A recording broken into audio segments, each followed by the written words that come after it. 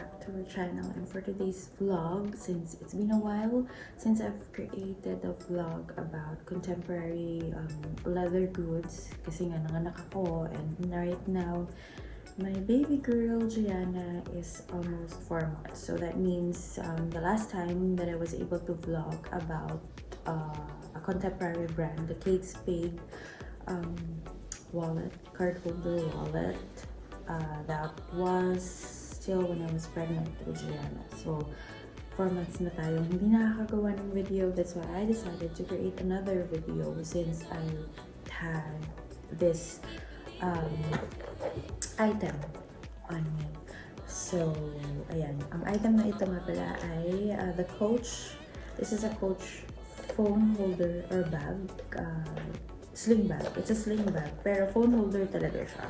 So, pwede naman kung wala kang phone na ilalagay, or if you have a pocket or something kapag umaalis kayo, you can use this as a sling bag kasi pwede siya maging sling bag, and syempre sling bag talaga siya.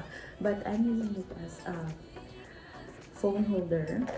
So, phone holder and together with my cards, parang wallet ko na rin siya. So, if you want to know more about this, just keep on watching this video.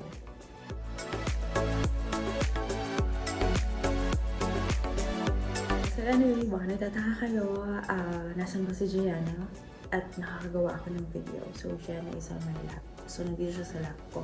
Actually, kagigising lang niya ngayon. Pero siguro nitataka siya ba salita yung nanay ko. Ayun. Anyway, kasi nga ngayon ako may time na habang nandito siya na hindi siya umiyak-iyak. Kasi minsan nahiya na lang ako kay Papa na hawak niya. And right now, tulog sila.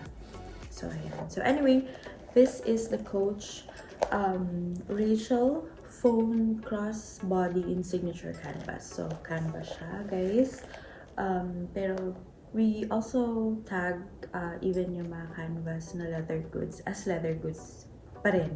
Yun lang masasabi ko. So ayan. So this is the Coach Rachel phone crossbody in signature canvas. The normal price of this, I think, is around $228. Pero if you have relatives in the US or sa ibang bansa, may mga outlets kasi sila ng Coach doon where you can have it na mas mura. Lagi silang nagsisale. So, ayan. So, ayan siya. So, kung makikita niyo, medyo big siya. But, I can tell you na isang phone lang ang kakasya dito. Ayan, maliit siya. Isang phone lang ang kasya dito. Kasi kapag ginawa mong dalawa yung phone, I have 2 phones actually. So, hindi kasya yung dalawang phone. I have an iPhone 13 Pro Max and the iPhone 11 Pro Max. So, malalaki sila parehas. Hindi sila kasya dito. So, isa lang ang nilalagay ko dito. Either of the 2 ang nilalagay ko dito. But, marami siyang pockets. So, meron siyang pocket dito sa labas. If you have something like, kung may pera ka na, ayoko lang ng barya talaga na maglagay ng barya dito because, parang hindi maganda. Kasi magiging bulky siya pag sobrang dami. So, ayan. Or maglagay ka ng papel, receipt, ganyan. So, ayan siya. So, let me show you lang yung sinasabi ko na hindi siya ganun kalakihan. It's just enough. So, this is my iPhone 13 Pro Max. Ayan. So, pakita ko lang sa inyo na ito lang yung kasya. Isa lang yung kasya talaga dito sa loob. Ayan. Ayan. So, nandiyan na siya sa loob. But, of course, meron pa rin naman siyang mga pockets. So, isang phone, para masara siya ng maayos. Kasi kapag 2 phones, hindi na talaga siya sasara ng maayos. Or hindi na siya sasara kapag 2 phones kasi tataba na siya. So, ayan o. Kasi sakto lang siya yung nipis niya. So, sakto lang siya sa isang phone. Ayan. Ayan siya. So, kung mas malaki yung phone nyo sa iPhone 13, I think kasya pa naman ang mas malaki ng konting phone. So, malaki kasi itong iPhone 13 Pro Max. Tapos, yun nga, sabi ko, it has pocket outside. Yan, malaki to hold. Ayan. So, kasya yung kamay ko. Kasya. Yan. So, malaki siya to hold papers or some receipts, ganyan, pag umaalis kayo, pag ayaw niya na magdala ng bag. So, and then, meron siyang mga card holder sa loob. Meron pa siyang isang pocket. Once you open kasi, this is a button, hindi siya magnet. button siya. Yung pinupush lang ng button na ganyan. And then, meron siyang mga pockets. So, pagka-open nyo ng flap na ganyan, so meron na siyang pocket here. Ayan, dito pala yung vaccination card ko. And then, meron pa siyang iba't ibang pockets sa loob. Ayan. So, meron pa siyang pockets dito sa loob for your cards, your ATM, your credit cards, or other stuff. License, ganyan. And sorry kasi si Gianna biglang nag-imo-imo dito. Ayan, kailangan dumede.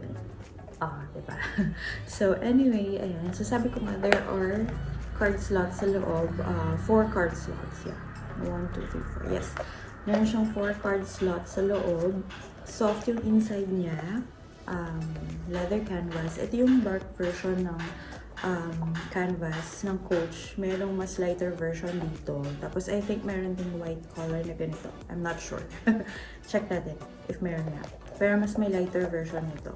Tapos, it's actually, yung nga, ang tawag dito is, it's the signature coated canvas and smooth leather. So, ayan. So, meron siyang smooth leather. Tapos, meron siyang yung emblem, ba ang tawag dito? Emblem ng Coach. And then, yung sling niya, yan, leather siya, adjustable. Yan, adjustable yung para siyang belt. And then, meron siyang chain. So, konti lang yung chain niya, hindi buo. Kasi yung other part, leather na siya, yung strap. So, dalawa, ito, yung chain. Tapos, removable din to guys. Ayan. So, kung hindi nyo feel isuot as chain bag, gusto nyo lang siyang gawin as wallet, ganun, pwede rin. Or if you want to change the strap, may mga nabibili sa Shopee na mga chain strap. Maybe I can actually link you to the Shopee, sa mga shops sa Shopee na mayroong mga, kung gusto nyo mag-full na sling chain, meron ganun. Mura lang din sila. So yan, pwede nyo siyang palitan. Kung gusto niyo, kung ayaw niyo ng ganito, at gusto niyo ng full chain strap, I will put the link dito sa ating description box. And yun nga, snap closure siya. Ayan. So, snap closure. Tapos may outside flip pocket. So, dalawa yung flip pocket niya sa labas. Ito yung outside pala. Tapos ito yung pagka-open ng kanyang flip, ng flap. Yun. Kanina nilagay ko yung aking iPhone 13 Pro Max. And again, lagyan natin siya. And then, tingnan nyo natin kung kakasya ang ating lipstick. So, meron akong lipstick. Malit lang to. Pero actually, dapat pala yung MAC na lipstick. Wait, let's see if kasya yung MAC. Kasi parang feeling ko hindi kasya to. This is the Maybelline lipstick. Hindi siya kasya, guys. Hindi siya kasya. Kung ipipilit natin, mapilitin. Kung ipipilit natin, ayan, nagkasya naman, naisara ko siya, kaya lang medyo bulky na siya. Although kung hindi naman kayo bothered, ayan yung lipstick. Kung hindi naman kayo bothered, I think, okay pa naman siya. Ayan siya. So, medyo bulky na siya dito sa side na to, as you can see. Pero try natin. Check ko nandito sa bag ko yung MAC lipstick para matry natin. Ayan guys, successfully, meron tayong isang MAC lipstick na nasa bag ko pala. Anong color ba to? The chili one. Pero hindi ito yung i-vlog natin. So, mas payat kasi siya compared dito sa Maybelline na lipstick. So, yan. Try natin if it will fit our Coach phone bag. Ayan. So, isang tube ng lipstick, gumora siya hanggang ilalim. So, hanggang baba. So, ayan. So, hindi siya masyadong bulky compared kanina. Ayan siya. So, ayan yung side niya. Nandito yung lipstick, guys. Ayan. So, carry boom boom siya. Hindi ko pa na-try ito ngayon lang. Ngayon ko lang tinry. Kasi hindi ako nagdadala ng lipstick pag lumalabas. Siyempre, naka-face mask naman. So, hindi na. Pero at least, now I know it fits. So, tapos cards and then some cash. Kung hindi, yung mas maganda yung hindi masyadong madaming cash, yung hindi masyadong makapal. So, alam nyo na, mga tago 1,000 ang dalhin nyo. Ayan. So, anyway, yan. So, maganda siya, guys. Kaya, the reason why I actually have this is because kapag umalis kami nakasama si Gianna, hindi na ako nakakapagdala ng bag. Palagi kong dala, of course, is yung diaper bag ni Gianna. So, kapag dala ko yung diaper bag niya, syempre, mahirap na magdala ng handbag or another bag. Parang nabibigatan na ako, ganyan. Kaya ito yung dala ko kasi at times, dahil nga dalawa yung gamit kong phones. So, at times, hindi ko alam kung saan ko ibubulsa yung phone. Ayoko naman ilagay dun lahat sa diaper bag. So, gusto ko meron ako at least one phone na accessible sa akin. So, ito. So, usually, wala akong pocket sa mga pants ko or kung mag-dress man or whatnot. Pero kasi breastfeed siya. So, I make sure na kailangan easily accessible sa kanya. So, ito yung ginagamit ko kapag kasama ko si Gianna. And sometimes, kapag naglalakad kami sa labas na naka-stroller siya, tapos naka-pajama ako, wala akong bulsa, wala rin akong paglalagyan ng phone ko. Siyempre, gusto kong mag-visual video sa kanya, ganyan. So, dito ko rin siya nilalagay. And my license can also fit here kasi nga sabi ko, there are 4 card slots sa loob. So, you can put your ATM, driver's license, and mga cash aside from phone. So, medyo okay naman siya. Hindi lang siya ganun ka-spacious. Siyempre, na phone bag nga lang siya. Hindi naman talaga siya meant as a slim bag. So, yun.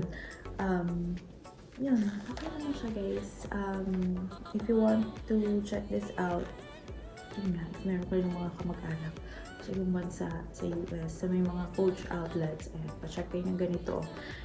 Kasi lagi nagsisale doon. Pero sa mga online sellers, yung mga legit na online sellers, meron din naman to for sure. For sure meron. Or maghanap, try nyo humanap ng mga personal shoppers for contemporary brands like Coach, ganyan. Ayan. Coach, contemporary brands are like Coach, Michael Kors, Kate Spade, yung mga yan. Ayun, kasi hindi sila ganun kataas ang presyo. Hindi sila kamahalan talaga. And, ayun. Ito yung dati kong na-vlog. Yung sinasabi ko sa inyo, gagawa ako ng review nito one of these days. So, kasi hindi ko pa siya na-review noon. Parang sort of unboxing style ng ginawa kong vlog noon. Pero I'm gonna do a review nito after some time. After 4 months of using this. After more than 4 months of using this one. And guys, so sa mga moms like me, especially, alam niyo naman, tayo mga mommies, minsan hindi na natin alam kung anong dudukutin natin or kung anong dadamputin natin ng mga bags kapag umaalis tayo with our little ones, especially pag breastfeeding sila. Or kahit hindi breastfeed, actually, minsan hindi talaga natin alam kung ano yung mga dadamputin natin na gagamiting bags, diba? Pero, syempre, fashion pa rin tayo, OOTD pa rin tayo, and whatnot. So, for those moms who are really not into luxury items, high-end luxury items, so I can definitely recommend the brand Coach. Maganda siyang brand. It's a contemporary brand, as I've mentioned. Hindi siya ganun kamahalan. Nasa middle siya. Actually, hindi nga siya umabot sa middle ng mga high-end na brands. But, mas mura siya compared sa mga high-end, of course. But, mas mahal siya if you are going to compare them with local items or local brands, something like that. Pero, okay siya. Matibay ang Coach. I have a bag na Coach. Canvas din pala siya. And that was like, binili pa ng kapatid ko yan when they went to the US. Ilang years na rin, I think 3 years na rin nakita. So it's still working. Baka mamanahin pa nga ni Gianna yun. Ayun. So, ayan. Anyway, if you have any questions or may mga suggested kayong brands ng mga contemporary items na gusto nyo makita, baka meron ako nun, or baka plano kong pumili ng ganun, just let me know in the comment box. And, yeah. See you on our next video. Bye!